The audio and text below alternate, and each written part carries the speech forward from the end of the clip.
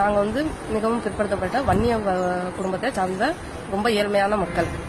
இந்த இடஒதுக்கீட்டால தான் நாங்கள் வந்து கல்வியிலையும் பொருளாதாரத்திலையும் கொஞ்சம் முன்னேறி வரோம். இந்த இடஒதுக்கீடை வந்து காலி பண்ற வகையில் ஆட்சி செய்யும் பாஜக அரசுக்கு வாக்களிக்க மாட்டோம்னு நாங்கள் உறுதியளிக்கிறோம்.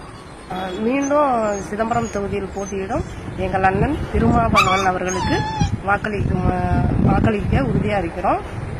அவர் வந்து இப்ப நாடாளுமன்றத்தில் கூட பிற்படுத்தப்பட்ட மக்களுக்காகவும் ஓபிசி மக்களுக்காகவும் இடஒதுக்கீட்டுக்காக உரிமை குரல் அளித்தார்.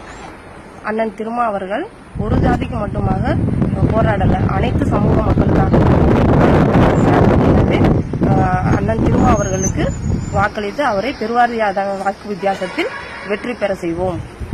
நாங்கள் வந்து மிகவும் பிற்படுத்தப்பட்ட வன்னிய குடும்பத்தை சார்ந்த ரொம்ப ஏழ்மையான மக்கள். இந்த இடஒதுக்கீட்டால தான் நாங்கள் வந்து கல்வியிலையும்